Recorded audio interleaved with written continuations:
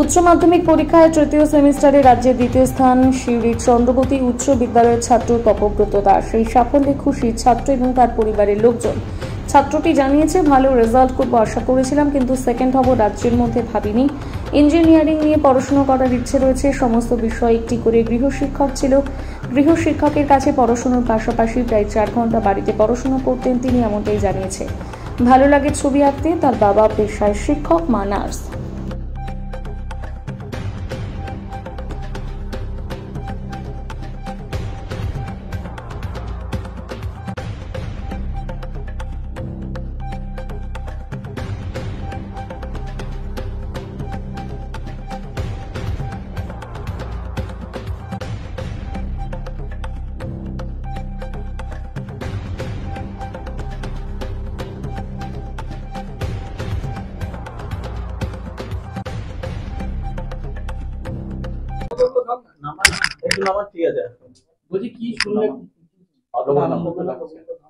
ভালো লাগছে শুনে খুব। প্রথমে আমি শুনিনি, বাবা ডেকে বললো তো, তারপরে এতটা আশা করিনি, ভেবেছিলাম ভালো হবে, তবে এতটা আশা করিনি। বাবা ডেকে বললো যে রাজ্যে সেকেন্ড হয়েছে। আমি তাঁতিপাড়া থাকতাম, তাঁতিপাড়া হাই স্কুলে পড়েছি, তারপর 11-12টা এই সিবি তাঁতিপাড়া। আশা ছিল ভালোই হবে, এতটা আশা করিনি। এইবারে এমসিকিউ তো মোটামুটি একটা আন্দাজ ছিল কত পাওয়া যাবে। হ্যাঁ, 4th সেমিস্টার বাকি আছে। টিউশন স্কুল বাদে ওই 4 থেকে 5 ঘন্টা এরকম বাড়ি সেলফ স্টাডি। আর ছবি আঁকা মোটামুটি এখনো। হ্যাঁ, মাঝে সাঝে, এখন সময় এখন কম। বড় হয়ে আপাতত ইঞ্জিনিয়ারিং এর দিকে ইচ্ছা আছে জয়েন। School teacher. মা nurse.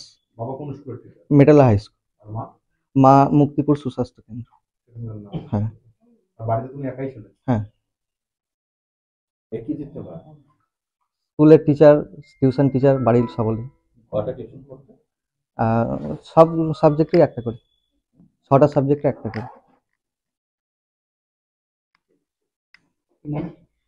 Tapabrata Das, Suri public and Chandragati Mustafi memorial high school.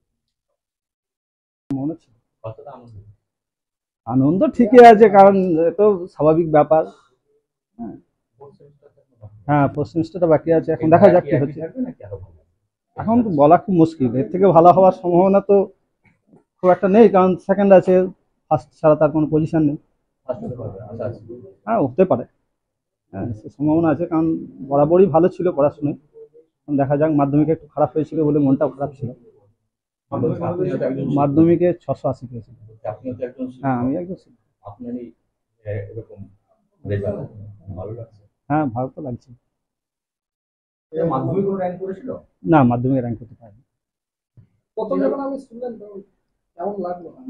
প্রথম শুনে ঠিকই আছে, যেমন রিয়াকশন হয় বাবা মায়ের, সেরকম একটা রিয়াকশন।